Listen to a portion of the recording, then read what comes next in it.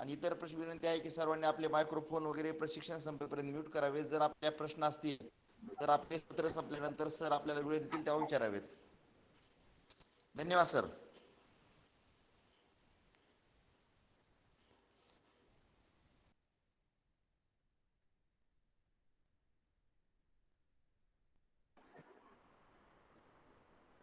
पुढे साहेब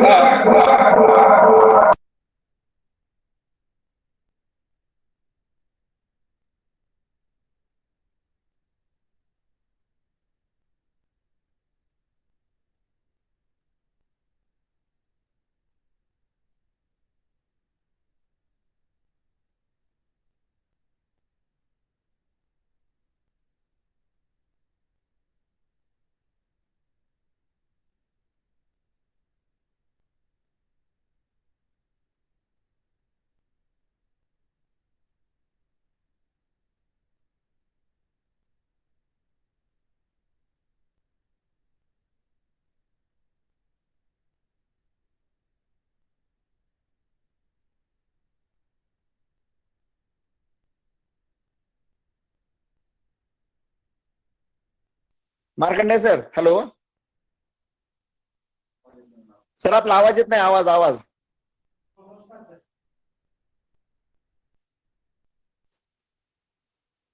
सर. आवाज आपला म्यूट झालेला आहे. म्यूट.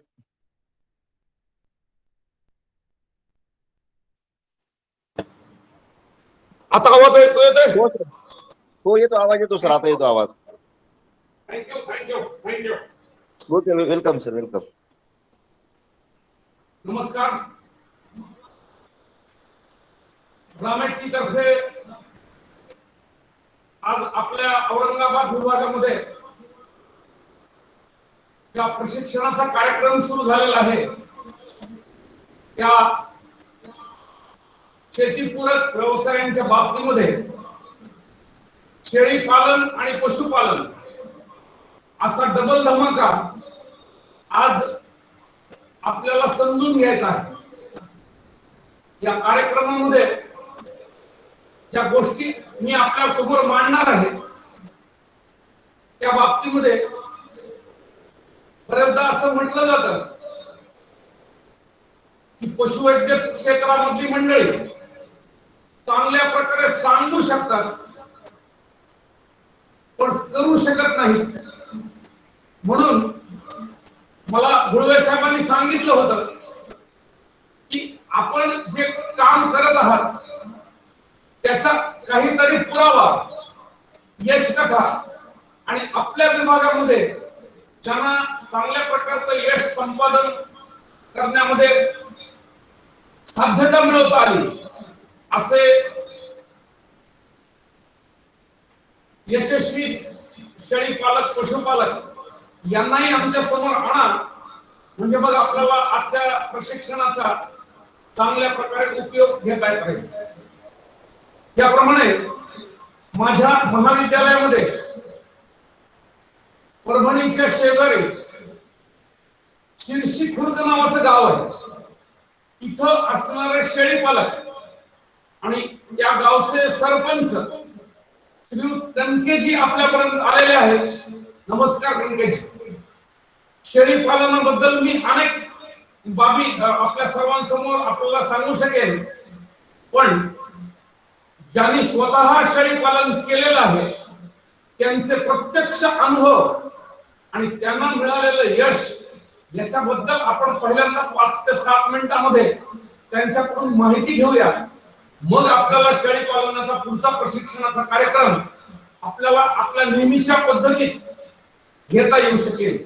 मी श्री कणकेजी यांना विनंती करतो की आपण 5 ते 10 मिनिटांमध्ये आमच्या सर्व शेती क्षेत्रातील अधिकारी वर्गाला आपला अनुभव आणि शेळी पालनामधलं यश विशद करावं, आपण त्यांना सांगावं आणि मग आपल्याला काही चर्चात्मक गोष्टी सुद्धा घेता येत राहतील. कणकेजी आपण इकडे आला तर इथून आपला माईकचा उपयोग होत आहे. यस.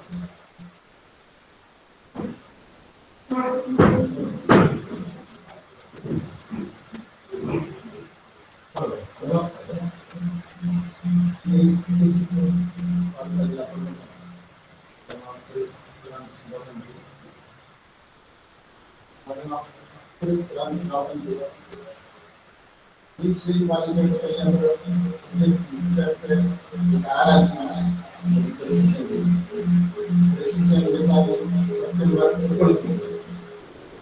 ऑक्टोबर मध्ये प्रशिक्षण घेतल्यानंतर ऑक्टोबर मध्ये ऑक्टोबर ते 2020 मध्ये 600 सुरुवात केली. गेल्या वर्षात जवळपास किल्लामधून 1,75,000 त्यातल्या पाठी पण आपण जास्त पडले. आज एकूण माझ्याकडे 20 आहे. या वर्षात आपण फक्त 75,000 दिले. आज आपल्या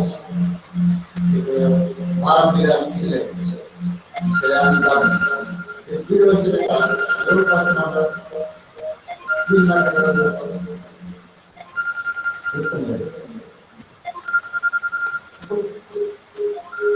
शेळी पालन हा व्यवसाय एक असं आपण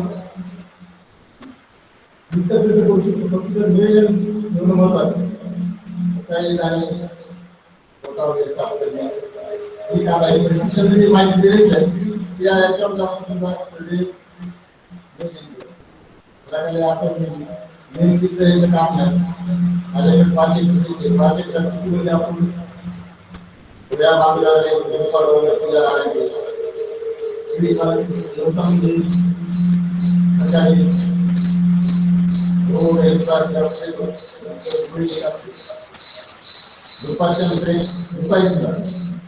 दुपारी 2 वाजता झाले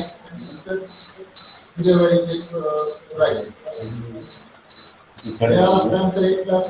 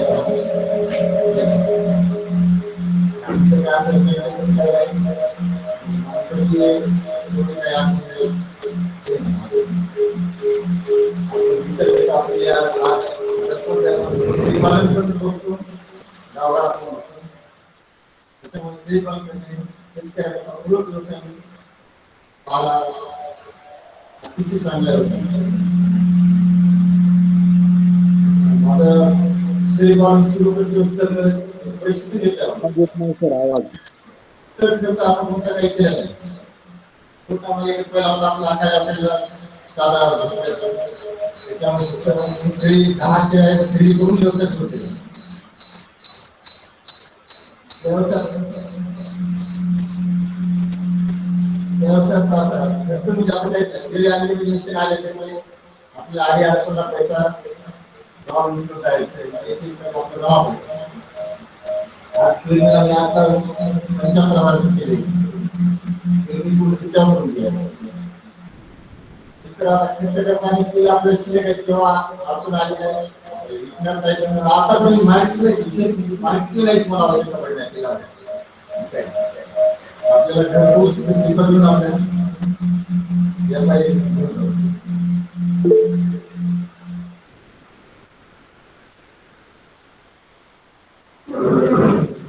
आपण सर्वांनी कणकेजी यांचा व्यवसाय कसा चाललाय याबद्दल माहिती घेतली. आता आपल्याला शेळी पालनाबद्दल एवढी आवड का आणि कशासाठी शेळी पालन केलं जातं याबद्दलची माहिती घ्यायची आहे.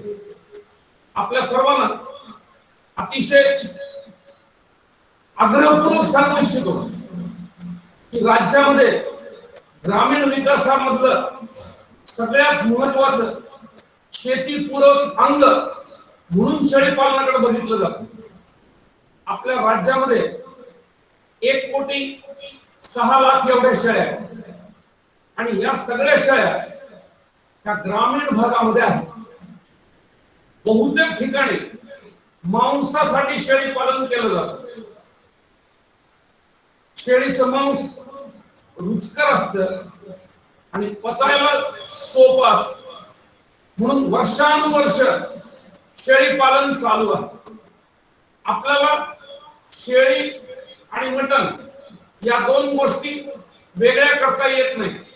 मात्र या व्यवसायामध्ये शास्त्रीय पद्धतीनं आपण जर विचार केला तर याचे अनेक फायदे आपल्याला नक्की विचारात घेता येतात.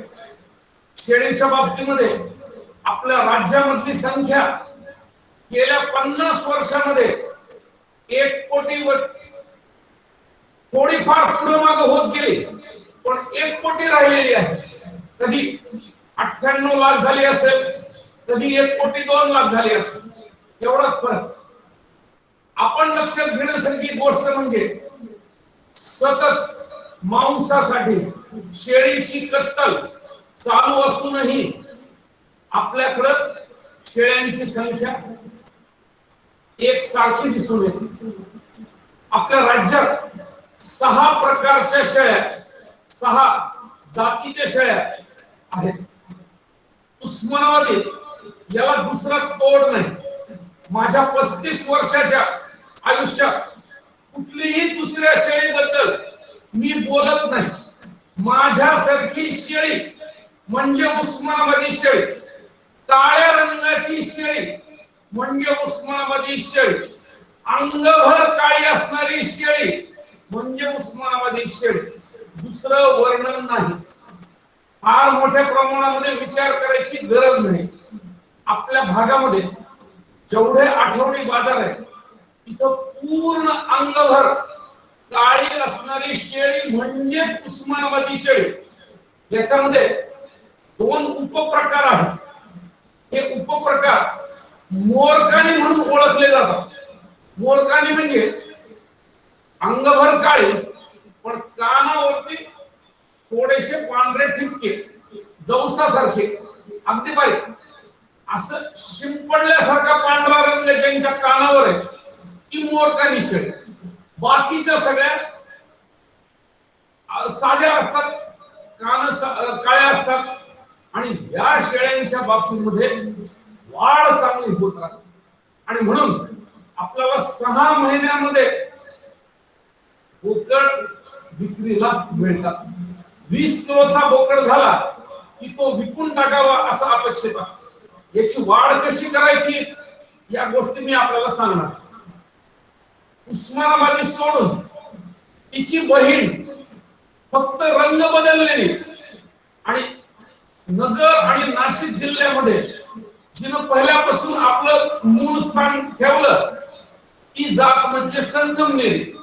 संगमनेरी शेळी उस्मानाबादीच्या उंचीची, लांबीची, आकाराची, दिसण्याला सारखी, फक्त रंग वेगळा, पांढरी किंवा तांबडे ठिपके असणारी संगमनेरी, बाकी ही उस्मानाबादीची बहीण. अशा प्रकारच्या 2 प्रमुख जाती आणि बाकीच्या जे 4 जाती आहेत त्याच्यामध्ये आपल्या राज्यातील संशोधकांनी, शेळी पालकांनी यांचा वर्षानुवर्ष सांभाळ केला आणि आपल्या विभागामधून या शेळ्यांची नोंद अधिकृत करून घेतली. त्या 2 प्रकाराबद्दलची तुम्हाला आधी माहिती देणार आहे. पहिली आहे कोकण कन्या. कोकण कन्या कोकणातली जरी असली तरी उस्मानाबादी पेक्षा थोडीशी पातळ, थोडीशी लहान, थोडीशी बारीक, पण समोरचं जे नाक आहे, नाक, त्या नाकाला शिंगापासून खालपर्यंत पिवळट पट्टे आले की उस्मानाबादी शेळीला म्हणायचं कोकण कन्या.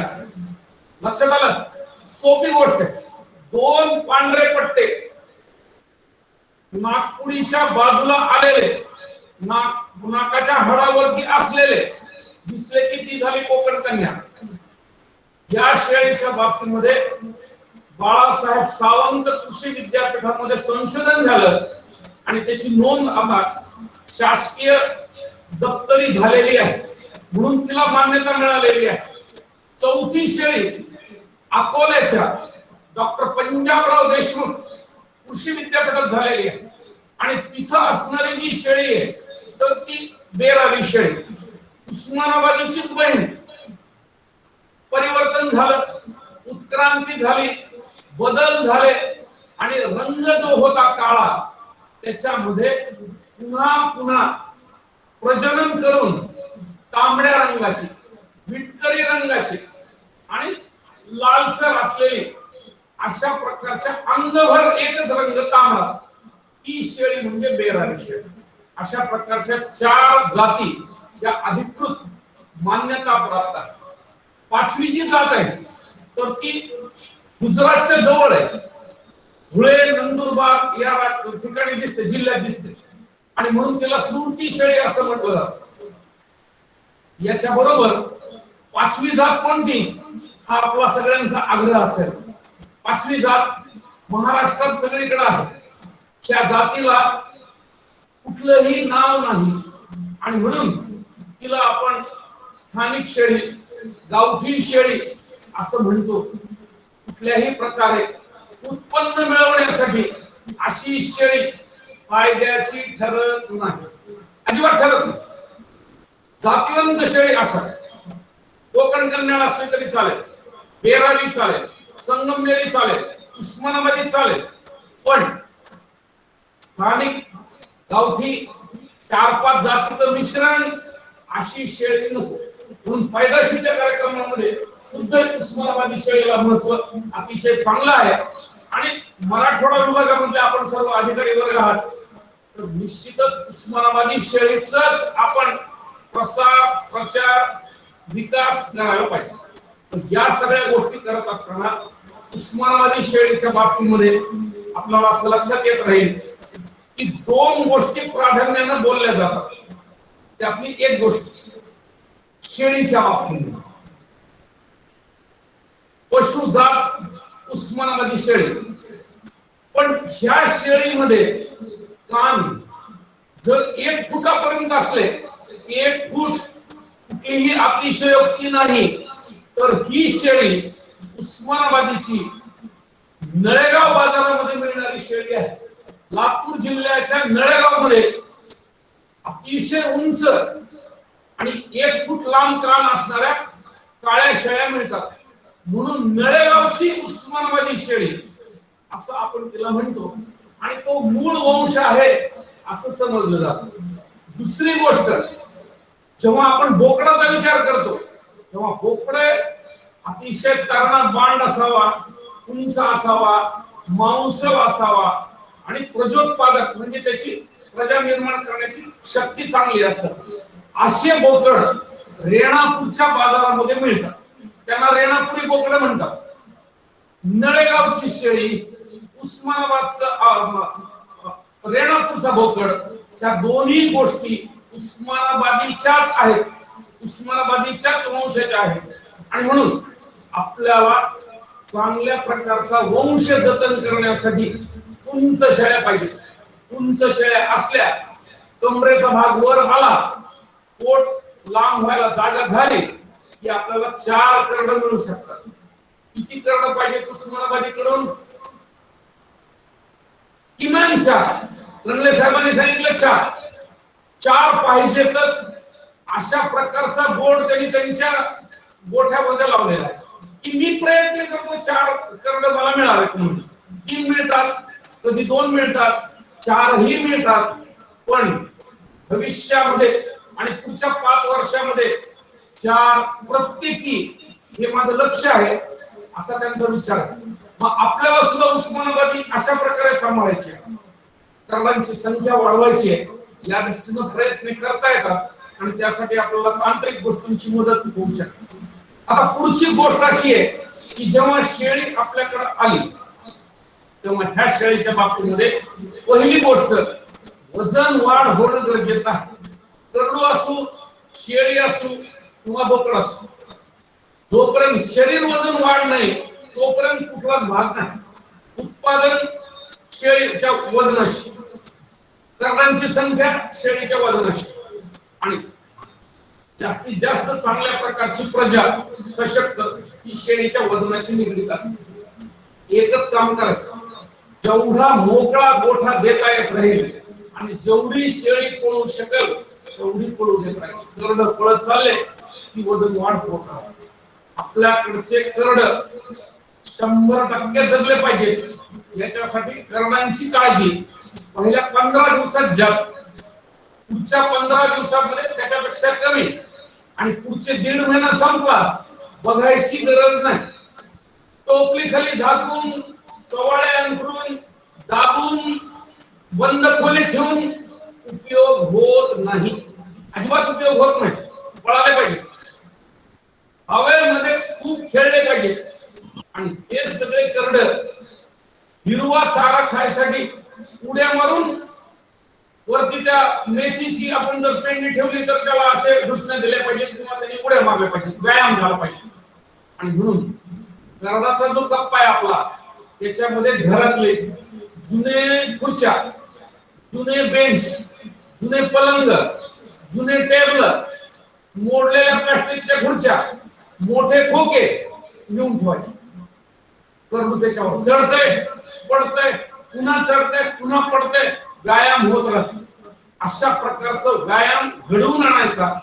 आणि 2.5 ते 3 महिने झाले की बोकड वेगळे करायचे, पाटी वेगळी करायची.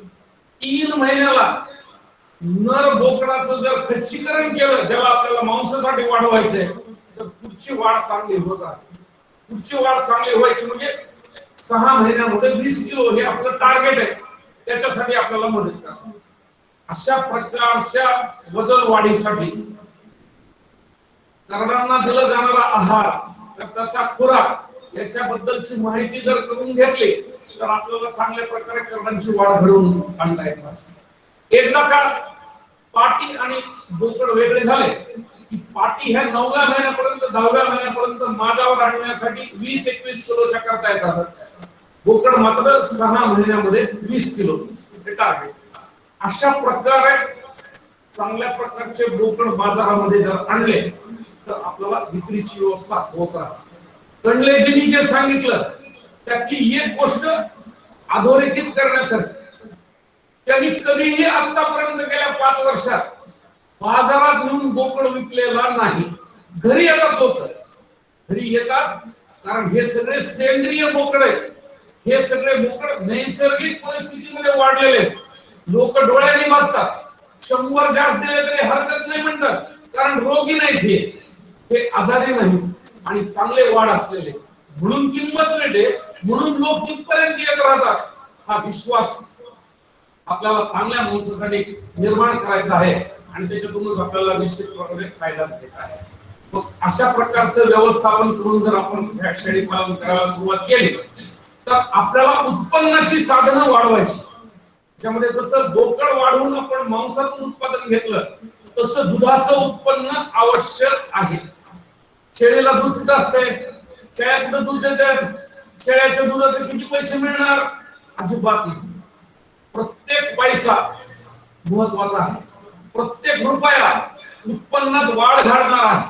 आणि म्हणून नाशिक जिल्ह्यामध्ये आपल्या राज्यातली पहिली महिला सहकारी शेळीच्या दुधाची सोसायटी स्थापन झालेली आहे. रोज 250 ते 300 लिटर दूध गोळा करतात नाशिक मध्ये आणि मुंबईत नेऊन विकतात 150 ते 250 रुपयांनी. औरंगाबाद विभागामध्ये शेळ्या कमी नाहीत. प्रत्येक जिल्ह्याच्या ठिकाणी, प्रत्येक तालुक्याच्या ठिकाणी शेळ्याचं दूध मिळणारं दुकान जर सुरू झालं तर दिवसाकाठी 15 मिनिटं उघडावं लागेल, एवढी गर्दी दुकाना बाहेर असेल. मिळत नाही म्हणून लोकांची अडचण आहे. उपलब्धता करून दिली तर शेळी पालनाच्या दुधाला अतिशय महत्व आहे. आणि महत्वाची गोष्ट अशी, नुसतं दूध नाही, दुधाचे पदार्थ करून विकता येत राहतात. तालुक्याच्या ठिकाणापासून 20 किलोमीटर वरती जर शेळी पालन चालू असेल तर रोज जाऊन दूध विक्री करण्यापेक्षा खवा तयार केला, पेढा तयार केला, इतर पदार्थ तयार केले तर ते गाईच्या आणि म्हशीच्या दुधापेक्षा कितीतरी पटीने जास्त महाग विकले जातात. अनुभव घेणं हे महत्वाचं. जे मिळत नाही त्याला किंमत असते. पुन्हा एकदा सांगतो, जे मिळत नाही त्याला किंमत असते. शेळीच्या दुधाचा पेढा विक्री करायला सुरुवात केली की तो 2500 रुपये किलोनीच विकला जात राहील. आणि आनंद साजरा करायचा असेल तर गरीबाच्या शेळीच्या दुधाचा पेढा चाखल्याशिवाय जिभेला काय चव असते ते कळणार नाही. आणि म्हणून अशा प्रकारच्या दुधाची विक्री आपल्या राज्यात सुरू झाली पाहिजे. या निमित्ताने एकच सांगतो, महाविद्यालयाचा सुवर्ण महोत्सवी वर्ष यावर्षी परभणीच्या पशुवैद्यक महाविद्यालयाला 50 वर्ष झाले आणि शेळीच्या दुधाचे पदार्थ तयार करण्याचं प्रशिक्षण या महाविद्यालयामध्ये 5 तारखेपासून सुरू होणार आहे. त्यांना इच्छा असेल त्यांना जरूर पाठवा. साबण तयार करायला शिकवून, दुधाचे पदार्थ तयार करायला शिकवून, अनेक गोष्टी जेवढा विचार केला तेवढा आपल्याला पुढे जाता येत राहील एवढी संधी या दुधामध्ये आहे. आणि पुन्हा कुठल्याही प्रकारची पदार्थ टिकवण्याची अडचण नाही. 1.5 महिना 2 महिने 3 महिन्यापर्यंत दूध टिकवायचं असेल तर पदार्थांच्या मार्फत, आणि 200 रुपयाचे 2000 करायचे असेल तर ते पदार्थांच्या मार्फत अशा प्रकारे दुधाचा उपयोग करता येत राहील. त्याच्यामुळे दूध विक्री होऊ शकते. काय शेळीच्या दुधाला महत्व आहे आपल्याला माहित असलं पाहिजे. अधिकारी वर्ग सक्षम असला पाहिजे. शेळी पालन करत असताना का शेळी पालन करायचं, का दूध प्यायचं याची आपल्याला माहिती असली पाहिजे. पहिली गोष्ट, शेळीच्या दुधाला अलर्जी नाही. अलर्जी शब्दाचा अर्थ पुन्हा समजून सांगायची गरज नाही. बऱ्याच लोकांना कुठेही बसलं की अंग खाजवायची सवय असते. कशामुळे अंग खासतंय कळत नाही. अंग खासत ही अलर्जी. गाईच्या आणि म्हशीच्या दुधामध्ये अलर्जिक घटक आहेत, शेळीमध्ये नाही. कितीही दूध प्या, कुठलीही अलर्जी नाही. हा पहिला फायदा. दुसरा फायदा, जे लोक शेळीचं दूध पितात, ज्यांनी दूध पिलं ते पोटात नाही उतरत आतड्यात. गाईचं दूध, म्हशीचं दूध 4 तास पोटात, शेळीचं दूध 4 मिनिटात आतड्यात. सुलभ पचन. छोटे छोटे छोटे स्निग्धांशाचे गोलक असतात, मध्ये गेले की आतड्यात. पचन सुलभ. दुसरा फायदा. तिसरा फायदा, मधुमेह नावाचा रोग आपल्याकडे मोठ्या प्रमाणात आहे. मधुमेह असणाऱ्या लोकांना बाकी काहीच नाही, शेळीचं दूध द्यायचं. लॅक्टोज इंटॉलरन्स असा शब्द आहे. साखरेचा दुष्परिणाम होत नाही आणि शेळीच्या दुधातील साखर मानवाला अपायकारक नाही आणि म्हणून शेळीचं दूध. तिसरा फायदा. चौथा फायदा, गाई आणि म्हशी साय वेगळी करतात, दूध वेगळी करतात. साय वेगळी करतात, दूध वेगळी करतात. गोड जरी भांडत तेवढं दूध, वरती साय, खाली फुलूक पाणी. शेळीकडे हा न्याय नाही. जसं खाली तसं वर, जशी आहे तशी.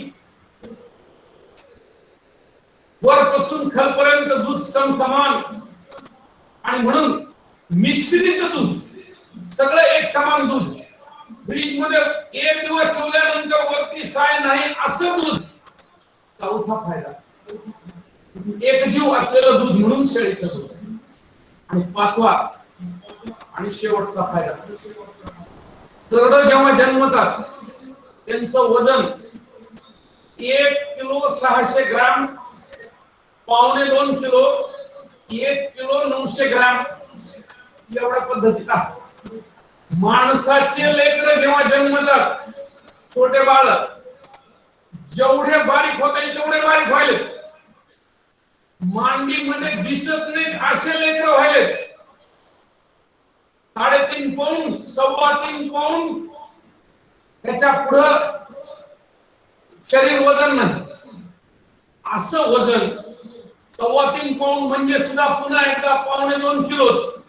अशा पद्धतीच्या शेळीच्या करडा इतकं वजन असणाऱ्या माणसांचे बालक तर शेळीचं दूध दिलं तर चांगल्या प्रकारे वाढू शकतात. गाईचं वासरू जन्मताना 20 किलो, म्हशीचं वासरू जन्मताना 30 किलो. त्याच्या वाढीचा वेग वेगळा. त्यांना आम्ही समजू 1 किलोनी वाढ झाली पाहिजे. माणसाचं लेकरू जर 1 किलोनी वाढायला लागलं रोज, आपल्याला पळून जावं लागेल. एवढी भीती वाटेल की कसं काय एवढं वाढायला लागलं. शेळीसारखं वाढलं पाहिजे, करडासारखं वाढलं पाहिजे, हळूहळू वाढलं पाहिजे. आणि तो दर राखण्यासाठी पाचवा आणि शेळीच्या दुधाचा फायदा हा मानवी जन्मलेल्या लेकरासाठीचा आहे. हे सगळ्याला समजून सांगितलं पाहिजे. म्हणून 200 रुपये, म्हणून 300 रुपये खुराक खाऊ घालायचं शेळीला, पैसे काढायचे ग्राहकाकडून, रोज पैसे काढायचे, कुठलीही अडचण नाही, इन्कम टॅक्सची धाड पडत नाही, महाग का विकलं असं कोणी विचारत नाही, दुधासाठी आंदोलन करावं लागत नाही, आणि म्हणून शेळीचं दूध. बस 2 फायदे झाले. तिसरा फायदा लेंडी खताचा. सगळा युरिया एकीकडं आणि शेळीचं लेंडी खत एकीकडे. युरिया टाकला की पिकाने ओढून घेतला, लगेच 15 मिनिटात, अर्ध्या तासात, 1 तासात. शेळीचं लेंडी खत टाकल्यानंतर 10 दिवसात हळूहळू थोडं थोडं जमल तसं पिकांना युरिया मिळत राहतो. आणि म्हणून नायट्रोजन चांगल्या प्रकारे काढून घेण्याची क्षमता लेंडी खतात आहे. गरम नसती लेंडी, गरम मूत्र आणि लेंडी भयंकर गरम म्हणतो आपण. ते गरम ह्याच्यासाठी त्यातलं नत्राचं प्रमाण हे शोषून घेतल्यानंतर पिकांची वाढ जोमानं होत राहते. ती जर घडवायची असेल तर आपल्याला लेंडी खताचा वापर करता येतो. हे लेंडी खत शेतासाठी जर वापरलं तर संपूर्ण जालना जिल्ह्यात शेतीचं उत्पन्न 30% वाढलं असं म्हणणाऱ्या 1000 शेतकऱ्यांची फौज कृषी विज्ञान केंद्राकडे आहे. डॉक्टर आगे साहेब तिथे आहेत. त्यांनी असे शेतकरी वर्ग तयार केलाय की ते जिथं जाईल तिथं सांगतात की माझ्याकडच्या शेतीतलं उत्पन्न 30% वाढलं. आणि हा सगळा परिणाम उस्मानाबादी शेळीच्या लेंडी खताचा आहे. आपल्याला ह्याच्या पुढे जायचं, शेतीत वापरायचं, आपल्या घरच्या शेतीत वापरायचं. आणि त्या साहेबांनी सांगितलं 5 एकर शेती आहे, चांगल्या प्रकारे शेती चालते कारण शेळ्या पाळतात, शेतीचं उत्पन्न सुद्धा आहे. आपल्याला हे लेंडी खत शेंगदाण्यासारखं पॅक करायचं. 1 किलोचं, अर्धा किलोचं, पाव किलोचं, जसं जमलं तसं पॅक करायचं. 30 रुपये पाव किलो, 100 रुपये किलो, अशा प्रकारच्या पुड्या जर बाजारामध्ये आणल्या कागदाच्या, प्लास्टिक नाही वापरायचं, कागदाच्या, तर ज्यांच्या घरामध्ये गुलाब आहे, ज्या महिलांच्याकडे कुंडीतील बागकाम चालतं, परसामध्ये ज्यांनी फुलं झाडं लावलेले, अशा प्रकारच्या बाकीच्या कुणाच्या नसल्या तर सरकारी नोकरांचे तर बायका आहेत की त्यांच्याकडच्या बंगल्यामध्ये त्यांना गुलाब फुलाला पाहिजेच असतो, तिथं देऊ काय 100% विक्री होत राहते. कुठल्याही महामार्गावर आपल्या घरातली मंडळी जर विक्रीला बसलेले असतील तर ते निश्चित अशा प्रकारची विक्री करू शकतील आणि चांगल्या प्रकारचा व्यवसाय करता येईल. शेवटची गोष्ट मटणाच्या बाबतीमध्ये आतापर्यंत अनेक प्रकारच्या कंपन्यांनी हल्दीराम पासून ते अनेक नाव मी कुणाच घेणार नाही, त्यांनी पाकिट बंद गोष्टी आपल्याला कॅन्टीन मध्ये, हॉटेल मध्ये आणि रेस्टॉरंट मध्ये आणून दिल्या. मूग डाळ आणून दिला, चना डाळ आणून दिली, वेफर्स आणून दिले, बटाट्याचे शेंगदाणे आणून दिले, 100 गोष्टी आणून दिल्या. मटणाचे दाणे जर खायचे असले तर मटण जर ड्राय केलं म्हणजे कोरडं केलं आणि त्याला जर मीठ मसाला लावून अशा प्रकारच्या पाकिटामध्ये आणलं तर बाजारात जो काही 450 रुपये किलोचा मटणाचा दर आहे तर तो 2000 पर्यंत आपल्याला वाढवता येत राहतो. अशा प्रकारचं इन्स्टंट मटण बाजारामध्ये आणणाऱ्या अनेक एजन्सी महाराष्ट्रामध्ये आहेत आणि ते फक्त मॉल मध्ये मिळतं. आता आपल्याला ते तालुका पातळीवर करायचं, जिल्हा पातळीवरती करायचं आणि चांगल्या प्रकारे मटणाची विक्री आपल्याला पैसे घेऊन करायची.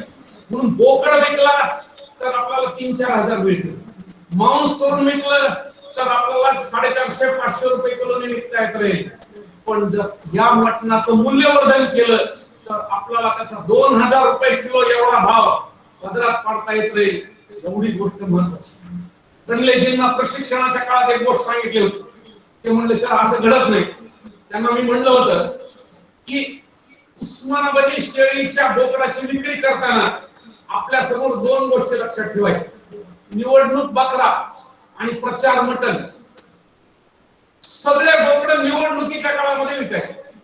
पोटनिवडणूक अजूनही रद्द झालेली नाही. आजच्या पेपरला वाचा, जिथं कुठं पोटनिवडणूक असेल तिथं नेऊन बोकड विकायचे.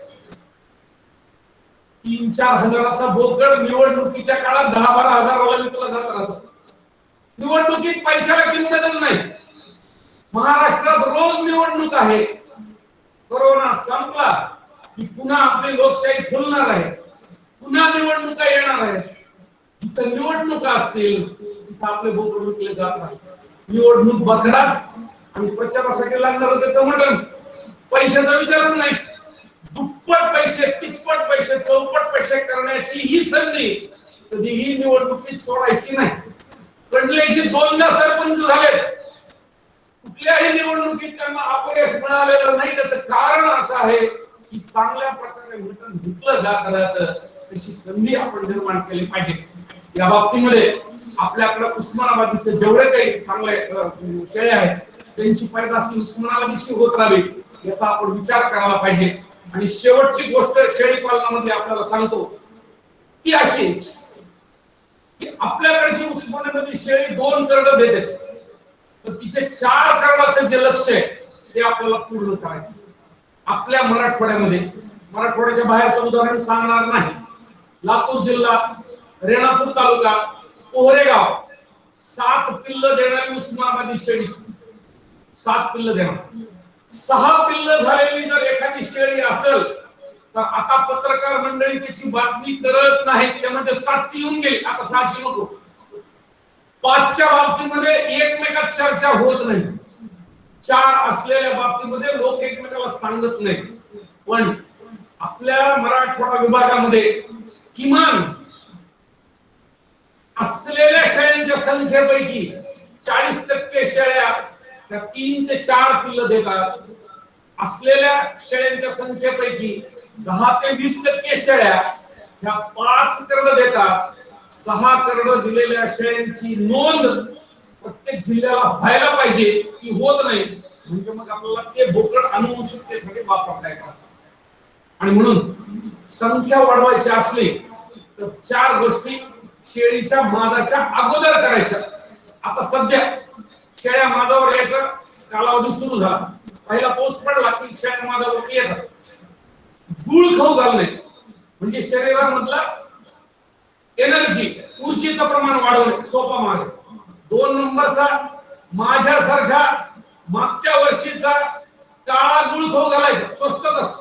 स्वस्त सेंद्रिय गुळ खाऊ घालायचा नाही.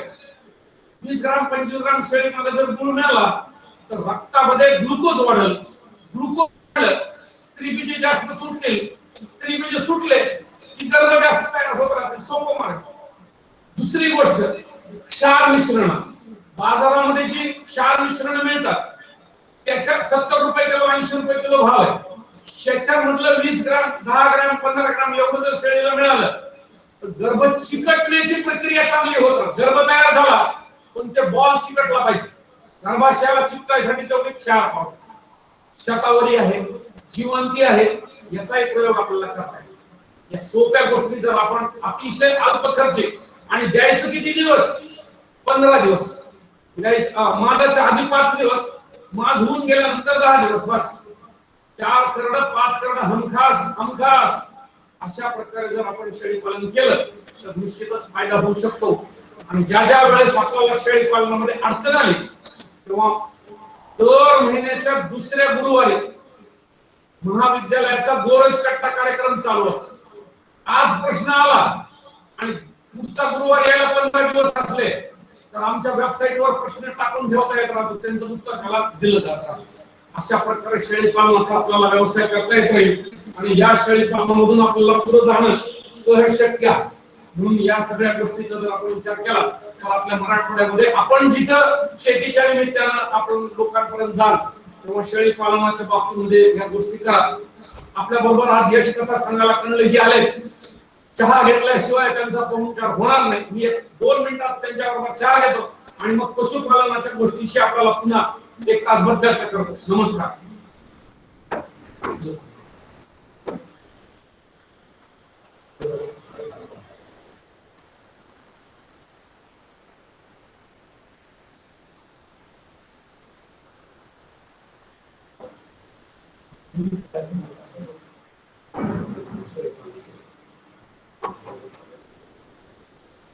कशी छान बोला सांगितलं.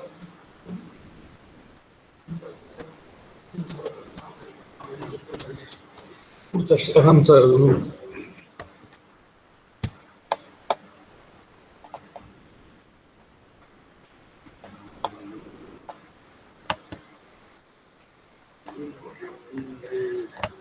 कुणाला तरी बोलव रे, मला माझा हे चहा चहा चहा इडलीची प्लीज चहा.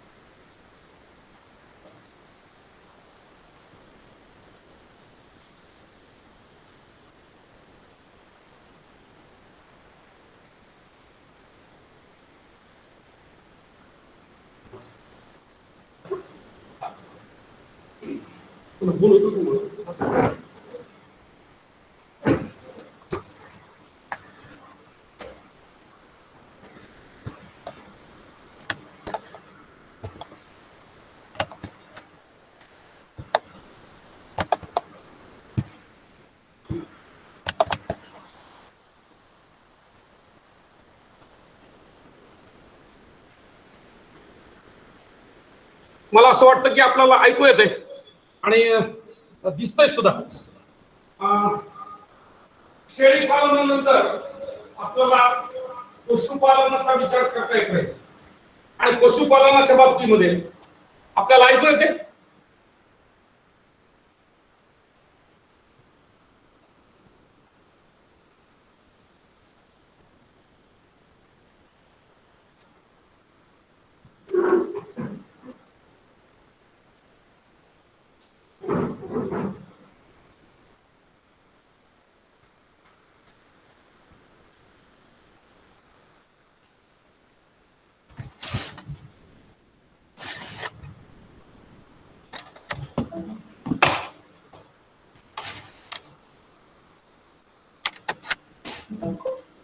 हा सर, तर आपल्याला ऐकू येत असावं असं मला वाटतंय.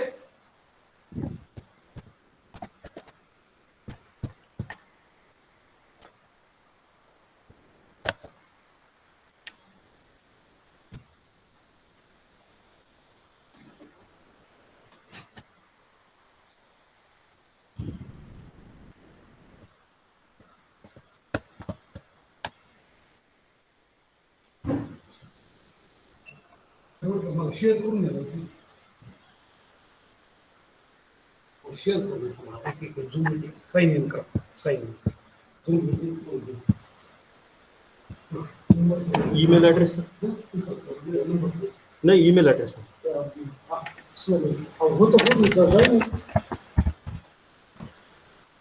अनिति @rediffuel.com.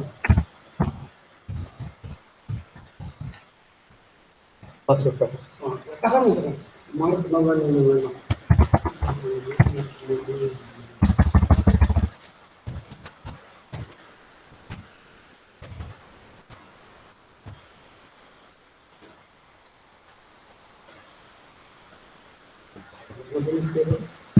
यम कैपिटल है का?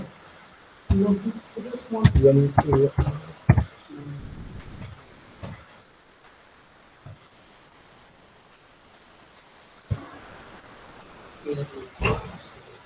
Incorrect email password SWANITW.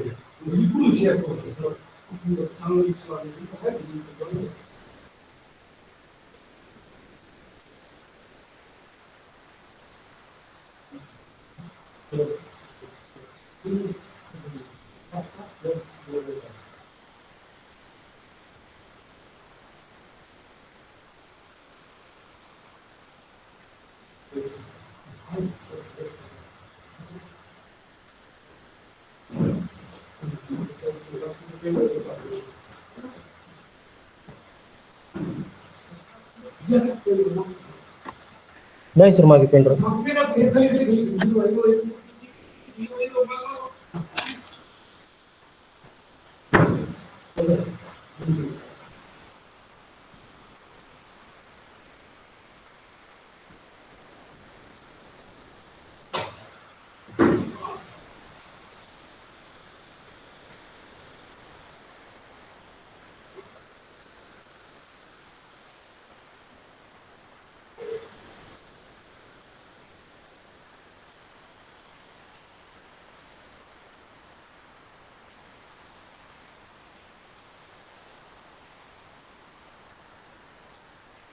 हा हॅलो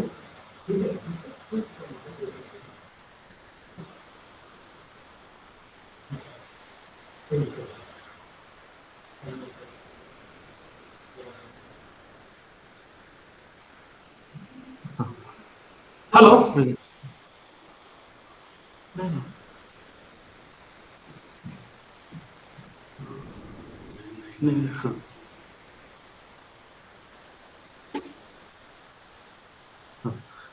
याचा मी आवाज बंद केला असणार आहे. ऐका ना, मी ह्याचा आवाज म्यूट केला होता थोडासा. हा हे असं केलं होतं.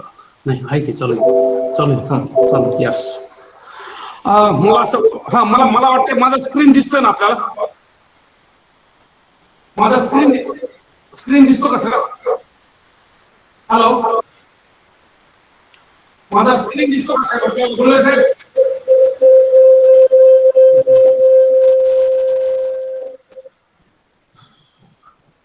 हॅलो गुरुळे साहेब, माझा स्क्रीन दिसतोय का?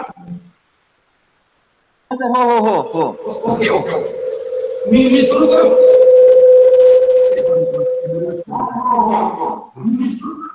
राईट.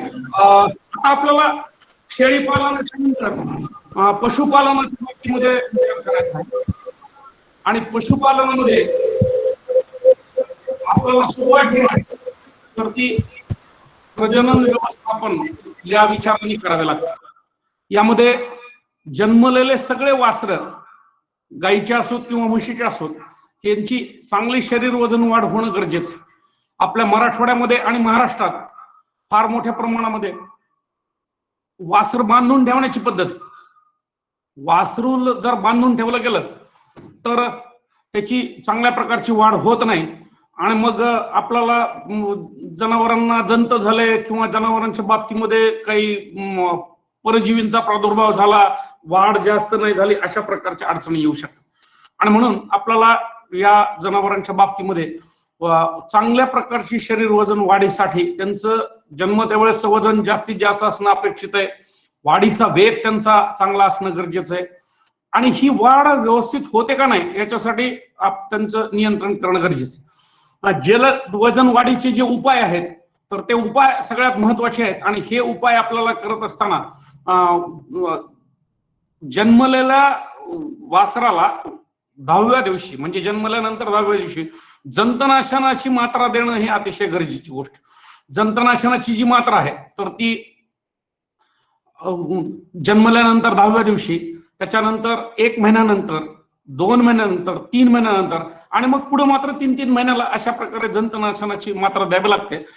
जन्मलेल्या वासराच्या बाबतीमध्ये अनेकदा पोटामध्येच त्याच्या जंत असतात, म्हणजे जन्म होतानाच त्याच्याकडे आईकडून आलेलं ते ही गोष्ट असते आणि म्हणून जन्मानंतर लगेचच त्यांचं जंतनाशन करून घेणं गरजेचं. महत्वाची गोष्ट अशी की लहान वासरांच्या बाबतीमध्ये जे आजार आहेत त्याच्यामध्ये जास्त दूध पिल्यामुळं जनावरांच्या पचनामध्ये अडचणी येत राहतात आणि महत्वाची गोष्ट अशी की अशा जनावरांच्या बाबतीमध्ये जी काही त्यांचं शेण आहे तर ते पातळ आणि पांढरट दिसायला लागतं. तर यावरती ताबडतोब 2-3 दिवसामध्ये इलाज डॉक्टरांच्या सहाय्याने करता येऊ शकतो आणि फार चांगल्या प्रकारे नियंत्रण 2-3 दिवसात झालं तर पुन्हा शरीराची वजन वाढ होऊ शकते. शरीर वजन वाढीच्या बाबतीमधलं नियंत्रण ज्या गोठ्यामध्ये आहे त्या गोठ्यामध्ये आपल्याला पुढचा टप्पा जो आहे तर तो सगळ्यात महत्वाचा आणि हा टप्पा गाठत असताना पहिल्या माझाचं जे वय आहे तर ते लवकर आपल्या जनावरांमध्ये यावं या दृष्टीनं प्रयत्न करावा लागतो. संकरित गायीचं जर कालवड असेल तर ती वयाच्या 10व्या-12व्या महिन्यामध्ये माझ्यावरती आली पाहिजे आणि जर आपल्याकडे म्हशी असतील साधारणतः 18 महिन्यापर्यंत 20 महिन्यापर्यंत ती जी पारडी आहे, रेडी आहे किंवा वगार ज्याला आपण म्हणतो, तर ती माझ्यावरती आली पाहिजे। या दृष्टीनं शरीर वजनाचा वेग आपल्या वासरांमध्ये जर ठेवला तर निश्चितच कुठलाही व्यवसाय आपल्याला फायदेशीर ठरू शकतो। पशुपालनामध्ये आपण 3 गोष्टी बघणार आहोत। एक तर आपल्याकडच्या देशी गाई म्हणजे लाल कंदार आणि देवणी, दुसऱ्या ज्या आहेत त्या संकरित गाई ज्यांच्याकडून दूध आपल्याला जास्त प्रमाणात मिळतं, आणि तिसरं जे आहे तर ते म्हशी। म्हशींच्या बाबतीमध्ये आपल्याकडे मराठवाड्यामध्ये जाफराबादी म्हशी जास्त आहेत आणि दुसऱ्या आहेत त्या स्थानिक म्हशी। त्यामुळे अशा प्रकारच्या 4 वेगवेगळ्या प्रकारच्या जनावरांकडून आपल्याकडे दूध व्यवसाय चालतो। तर कुठल्याही जनावरांच्या बाबतीमध्ये त्यांच्या ज्या कालवडी त्या लवकरच्या वयामध्ये माझ्यावरती कशा येतील याच्याकडे लक्ष असणं पाहिजे। आणि दर वर्षाला 1 वेत हे तर आपलं सूत्र आहे गायींच्या बाबतीमध्ये, आणि 14 महिन्याला 1 वेत हे म्हशींच्या बाबतीमधलं सूत्र आहे। आपल्याकडच्या पशुपालनामधली मोठी अडचण अशी आहे की आपल्याकडं जनावर मोठ्या संख्येनं आहेत, पण त्यांच्याकडून वेत होत नाहीत। 4-5 वेत झालेली गाय, 4-5 वेत झालेली म्हैस आपल्याला भरपूर दूध दिलेली जनावर वाटतात, पण 15 ते 16 वेत गायीकडून आणि 13 ते 15 वेत म्हशीकडून जर आपल्याला मिळत राहिले तर निश्चितच आपल्याला त्यांच्याकडून फायदा होत राहतो। ज्या पशुपालनाच्या बाबतीमध्ये आपल्याला विचार करायचा आहे, तर आणि ज्या वासराबद्दल मी आपल्याला बोललो की अशा प्रकारची वासरांची वजन वाढ होणं गरजेचं आहे, त्याच्यामध्ये दुधाचा व्यवसाय जो सुरू होत राहतो तो शेवटी करार पद्धतीने होत राहतो। आपल्याला जनावरांच्या बाबतीमध्ये फायदेशीर जर पशुपालन करायचं असेल, शाश्वत पशुपालन करायचं असेल, तर निश्चितच आपल्याला करार पशुपालन, आणि हा करार आपल्याला जनावरांशी करायचा, हा करार आपल्याला आपल्या स्वतःशी करायचा आहे। जनावरांच्या बाबतीमध्ये हा जो करार करायचा आहे तो आपल्या कष्टाशी, आपल्या कौशल्याशी, आपल्या स्वतःशी करायचा करार आहे। आणि त्यामधली पहिली गोष्ट अशी की कुठलीही गाय किंवा म्हैस ही चांगल्या प्रकारे विली पाहिजे, त्यांची प्रसूती जी आहे तर ती सुलभपणे झाली पाहिजे, ही सगळ्यात महत्वाची गोष्ट आहे। दुसरी महत्वाची गोष्ट अशी आहे की जे जनावर व्यालं तर ते व्यालेलं जनावर आपल्याकडं त्याचं जे गर्भाशय आहे तर ते पूर्वस्थितीत आलं पाहिजे। म्हणजे ज्या जनावरांच्या बाबतीमध्ये मोठ्या प्रमाणामध्ये गर्भाशय पूर्वस्थितीत येत राहतं तर त्यांच्या बाबतीमध्ये आपल्याला असं लक्षात येत राहील की चांगल्या प्रकारे हे जनावर पुन्हा पहिल्या सारखे झालेले आहेत। म्हणून वार व्यवस्थित पडणं आणि गर्भाशय एका महिन्यात लवकर येणं, पूर्वस्थितीत येणं ही गरजेची गोष्ट आहे। जनावर व्याल्यानंतर बरेचदा दुधाचे आजार होत राहतात, कधीतरी दूध आटतं, कधीतरी कसदाव होत राहतो, दगडी आपण ज्याला म्हणतो ते, किंवा रक्तमूत्रता असा म्हशींमधला रोग आहे, किंवा अजून जे काही रोग होत राहतात त्याच्यामुळे व्यालेली जनावरं लगेच खंगायला सुरुवात करतात। तर कुठलाही आजार झाला नाही पाहिजे, हा तिसरा करार आपला असला पाहिजे। चौथा जो करार आहे तर तो व्यालेल्या जनावरांचं जे शरीर वजन घटलेलं आहे तर ती घट भरून निघाली पाहिजे लवकरच्या वयात। 2 महिन्यामध्ये जेवढं काही शरीराचं वजन घटलं प्रसूतीमुळं किंवा व्याल्यामुळं तेवढं भरून निघालं पाहिजे, हे 2-4 महिन्यातला भाग आहे। 2 महिन्यामध्ये जनावरांचं उच्च दूध पण आपल्याला दिसलं पाहिजे। म्हणजे म्हशी विल्यानंतर 50व्या दिवसापर्यंत साधारणतः जास्तीत जास्त दूध किती देतात याची आपल्याला कल्पना येते, आणि गायींच्या बाबतीमध्ये 60 दिवसाला आपल्याला गायी या सर्वोच्च दूध देतात, म्हणजे जास्तीत जास्त दूध त्या व्याताचं आपल्याला कळू शकतं। नंतरची गोष्ट अशी आहे की ज्या दिवशी जास्त दूध दिलं त्याच दिवशी हे जनावर माझ्यावरती आलं पाहिजे, इतका चांगला खुराक आपल्याला जनावरांना विल्यानंतर द्यावा लागतो। आणि 60व्या दिवशी गाय माझ्यावरती आली आणि विलेली म्हैस 90व्या दिवशी माझ्यावरती आली तर आपल्या जनावरांच्या बाबतीमधले प्रसूतीची सगळी काळजी चांगली झाली असं आपल्याला म्हणता येतं। अशा प्रकारच्या बाबतीमध्ये अपेक्षा आपल्याला गाई म्हशींकडून ठेवता येत राहते। सगळ्यात महत्वाची गोष्ट अशी की गाय किंवा म्हैस व्याल्यानंतर माझ्यावरती आली तर ती आपल्याला चांगल्या प्रकारची प्रसूती झाली हे सांगते, पण भविष्यामध्ये मिळणारा पैसा पुन्हा एकदा पुढच्या गर्भधारणेवर असतो। आणि म्हणून एक मात सोडून, म्हणजे गाय 60व्या दिवशी माझ्यावर आली तर सोडून द्यायची, तिच्या नंतरच्या 81व्या दिवशी माझ्यावरती येऊ द्यायची, आणि म्हैस जर 90व्या दिवशी म्हणजे 3 महिन्यांनी माझ्यावरती आली तर पहिला मात सोडून द्यायचा आणि पुढच्या वेळेस आपल्याला त्याला गर्भधारणा करायची। अशा प्रकारची ही गोष्ट आहे। याच्यामध्ये आपल्याला असं लक्षात येत राहील की गायी आणि म्हशींच्या बाबतीमध्ये जर मुक्त संचार असला तर ते निश्चितच आपल्याला चांगल्या प्रकारे माज कळू शकेल। माज ओळखण्यासाठी जनावर मुक्त संचार पद्धतीमध्ये असावेत, म्हणजे जास्तीत जास्त जनावर एकमेकावर लगट करायला लागले, लक्षणं दाखवायला लागले तर माझ्यासाठी वेगळी काही आपल्याला मेहनत घ्यावी लागत नाही, आणि माज असलेल्या जनावरांच्या बाबतीमध्ये आपल्याला योग्य वेळेस कृत्रिम रेतन करता येऊ शकतं। जी जनावर माझावरती येतात त्या जनावरांच्या बाबतीमध्ये पशुपालकांकडून 2 गोष्टी महत्वाच्या असतात, म्हणजे जे काही औषधोपचारासाठी आम्हाला लागतात. कुठल्याही जनावरांच्या बाबतीमधला आमचा पहिला प्रश्न असतो की हे जनावर किती वेळ माझावरती राहतं, आणि दुसरा प्रश्न असतो की त्याचा बळस कुठल्या रंगाचा आहे किंवा कसा आहे. आता ह्या 2 गोष्टी कशासाठी लागतात याचं कारण मी तुम्हाला नंतर सांगणार आहे.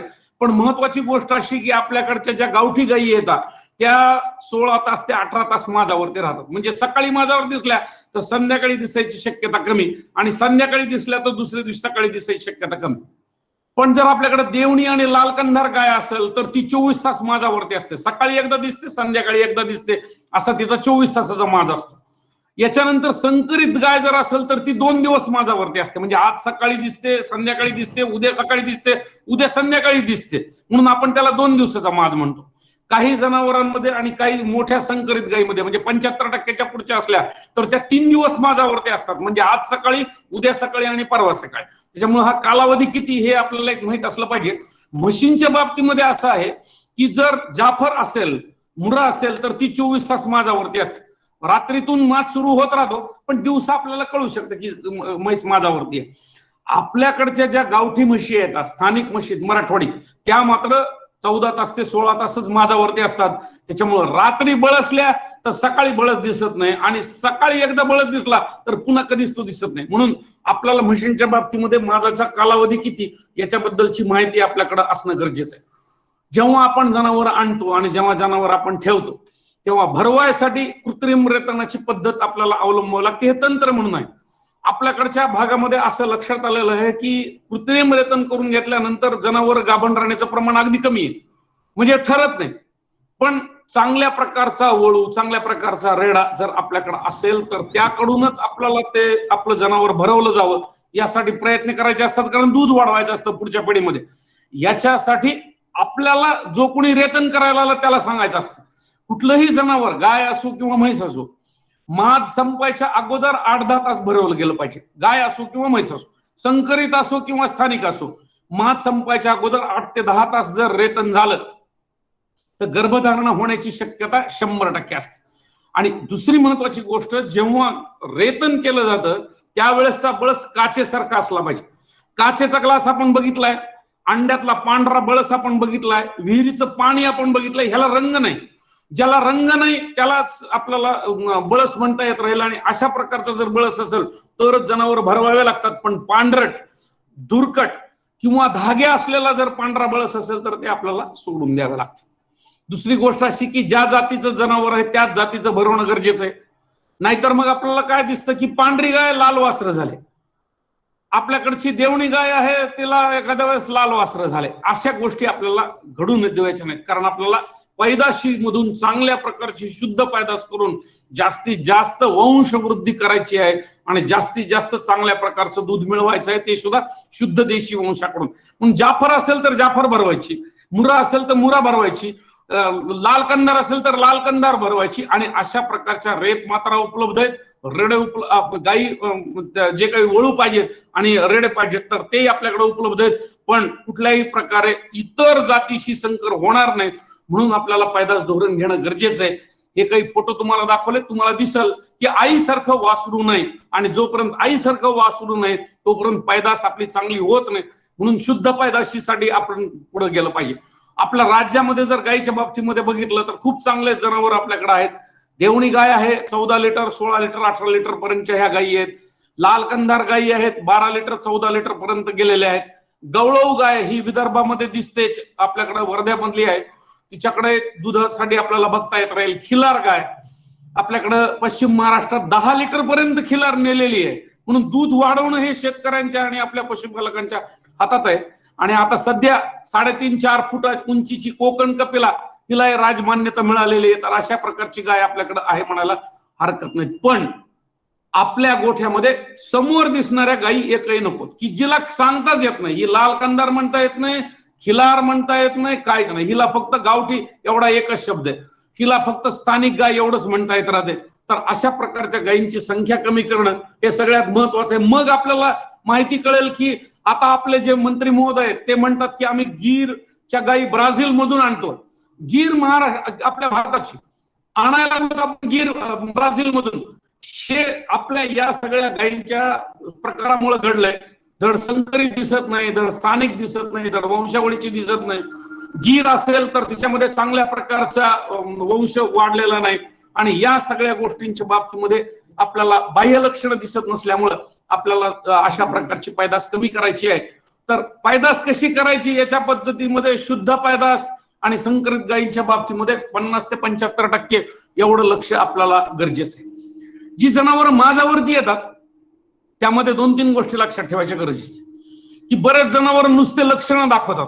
माझ्यावरती आली, ओरडायला लागली, शेपूट वर केलं, बळसली, सगळं झालं, पण डॉक्टरने हात टाकला तेव्हा लक्षात आलं की स्त्रीबीजच तयार झालेलं नाही. अशा प्रकारचा माज म्हणजे फसवा माज आहे. आणि याच्यावरून एक गोष्टीची खुणगाठ बांधायची की लक्षणं आपण ओळखायची. ही माझ्यावरती आहे असं आपण सांगण्यापेक्षा माझाची लक्षणं दिसली, आता तुम्ही खात्री करा. डॉक्टर कशासाठी आहे? खात्री करायसाठी. ज्या डॉक्टरला माझाची खात्री करता येत नाही त्याला डॉक्टर म्हणायचं नाही. आपण डॉक्टर नाही, आपण फक्त ओळखणारे आहोत. त्याच्यामुळे माज ओळखताना एखाद्या वेळेस चूक होऊ शकते.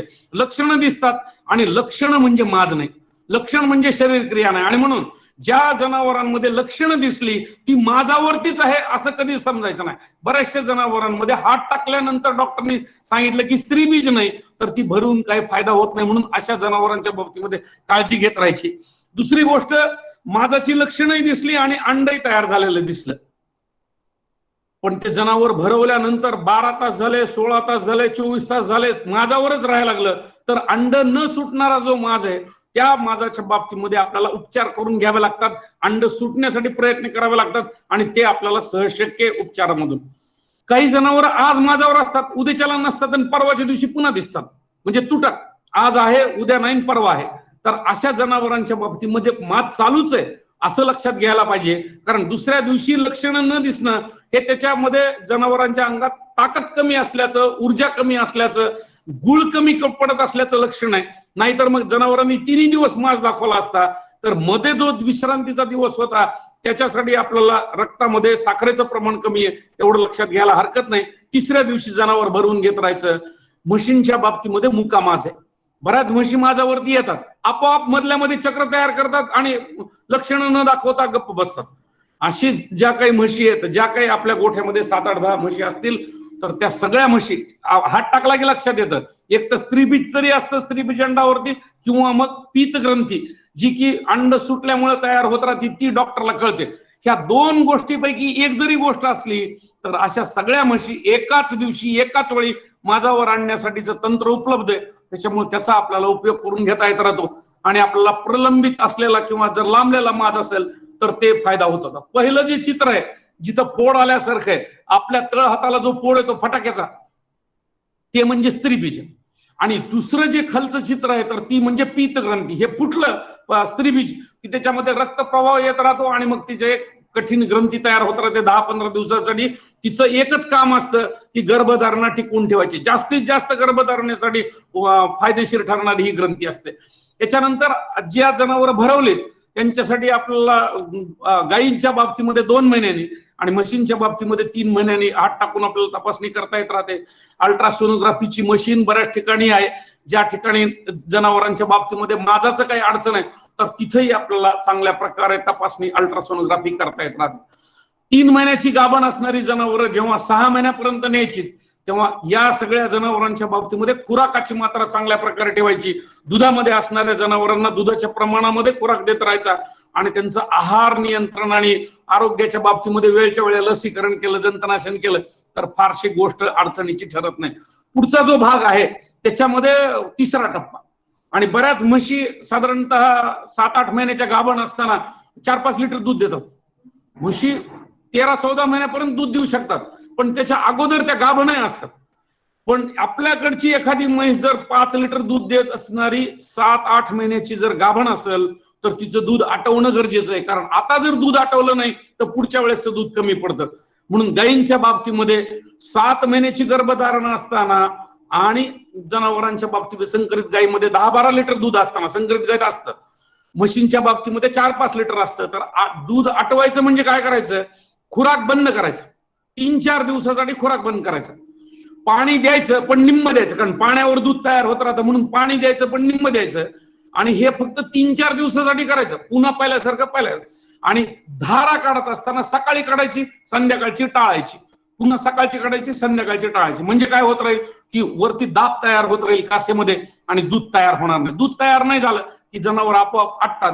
2 तरी महिने कासेला विश्रांती पाहिजे, म्हणून 3ऱ्या टप्प्यामध्ये जनावर आटवणं गरजेची. गर्भधारणेची खात्रीच्या बाबतीमध्ये मी आपल्याला सांगितलं. आणि त्याच्यामध्ये आपल्याला जी काही जनावर प्रसूतीच्या बाबतीमधली आहेत त्याच्यामध्ये एक गोष्ट लक्षात ठेवत राहायची की जनावर व्यायच्या अगोदर किमान 4 डॉक्टरचे फोन नंबर आपल्याकडे असले पाहिजे, किमान 4. कारण आपल्याकडचं जनावर व्यायला झालं की डॉक्टरची घरची अडचण असते.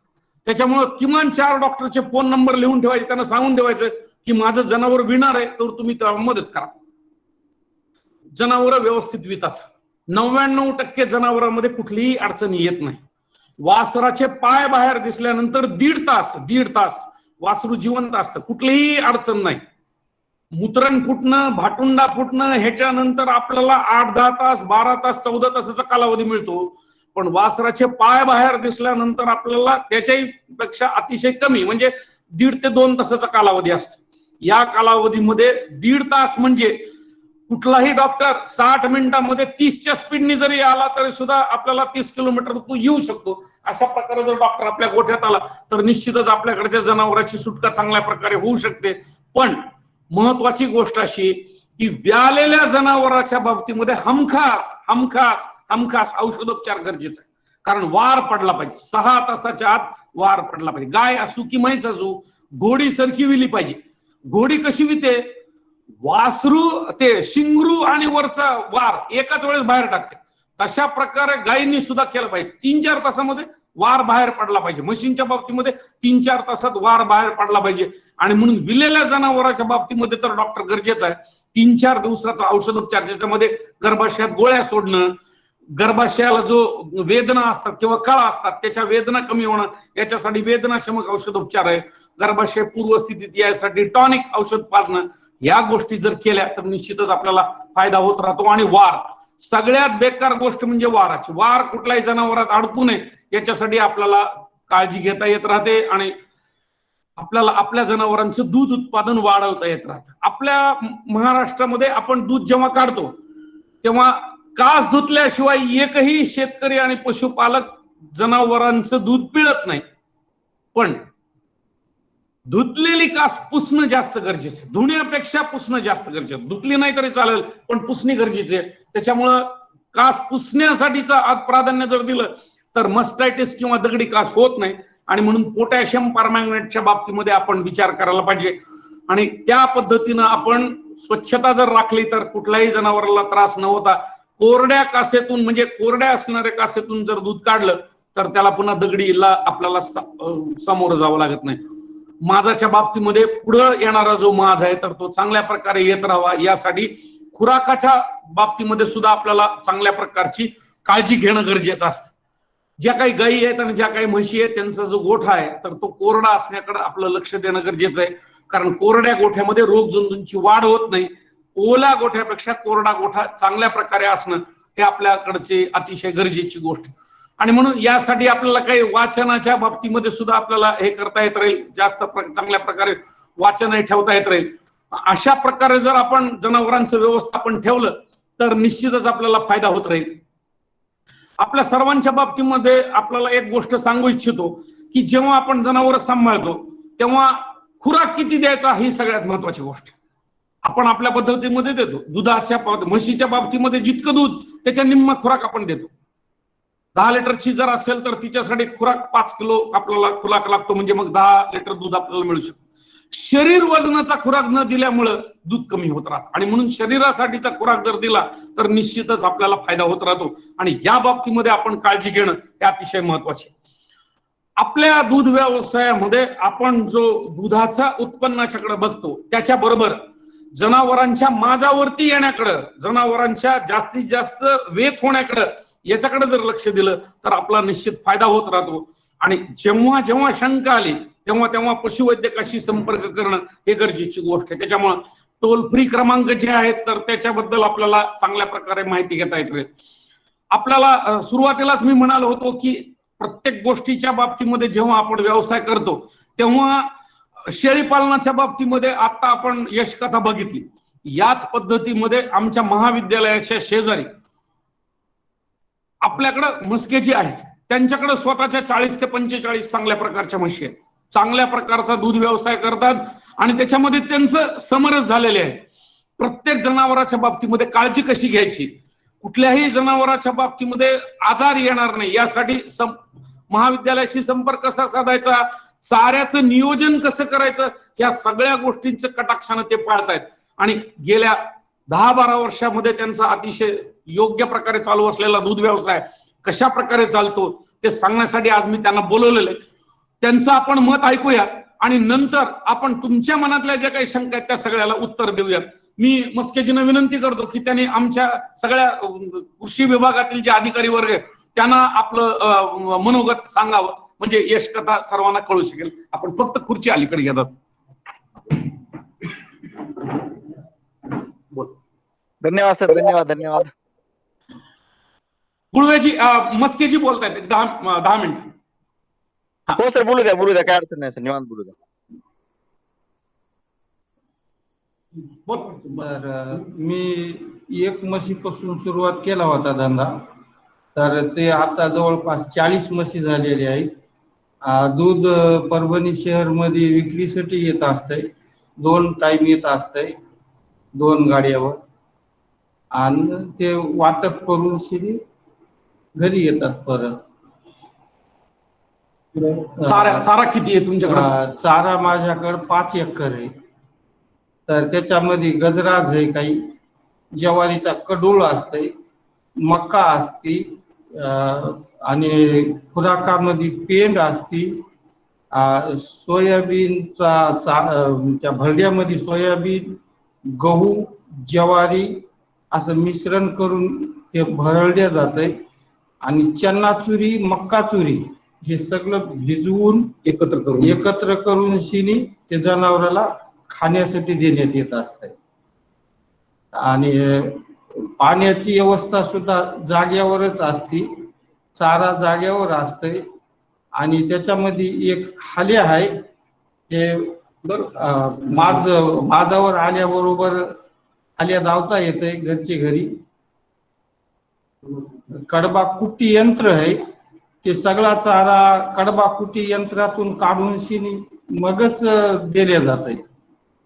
आणि स्वच्छतेसाठी ते सगळं साफसफाई करतात, घरचे घरीच सगळा चलतंय धंदा, काही माणूस नाही, काही नाही, कोणी, सगळं घरचे घरीच चलतंय. 3 मुलं आहेत, 3 सुना आहेत. आम्ही स्वतः सगळेच ते चारा आणणं, टाकणं, त्याची सगळी देखभाल करणं हे चालूच असते दिवसभर रात्रभर. त्याच्यासाठी फॅन लावलेली इथं गोठ्यामध्ये, लाईटाची व्यवस्था आहे, सगळी व्यवस्था आहे. म्हशी गाभण राहिल्या का नाही ते पुन्हा 3-3 महिन्याला तपासून घेत असतो. तर त्याच्यामध्ये काही अडचण येत नाही, साहेब वारंवार आम्हाला मदत करतात. दूध विक्री किती रुपयांनी होत राहते आपली परभणी शहरात? 60 रुपये लिटर दूध विक्री होत असते. छान. ते महिनेवारी घरोघर आहे दूध सुद्धा, चांगल्या ठिकाणी. एका ठिकाणी आपल्या वसमत रोडला काळ्या कमानीच्या ठिकाणी स्टॉल लावल्या जाते, त्या ठिकाणाहून सुद्धा विक्री होत असते दूध. आणि उरलंच कधी तर ते खवा करतात किंवा पनीर करतात, ते सुद्धा विक्री होत असते.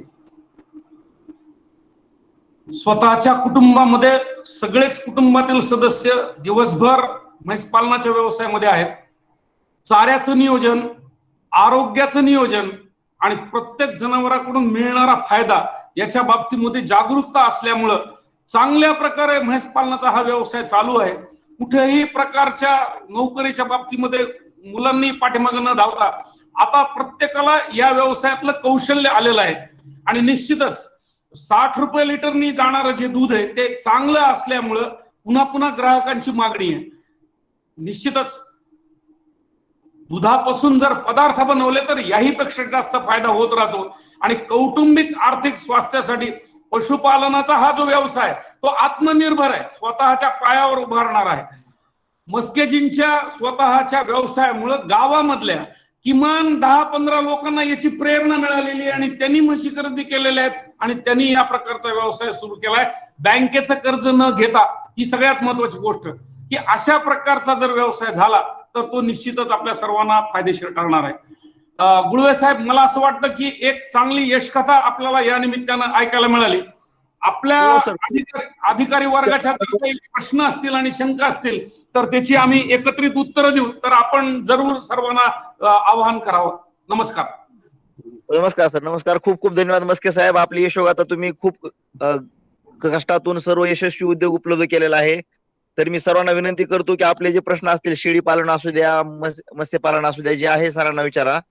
मस्के साहेब उत्तर सांगतील, तसे आपले मार्कंडे साहेब उत्तर सांगतील आपल्याला.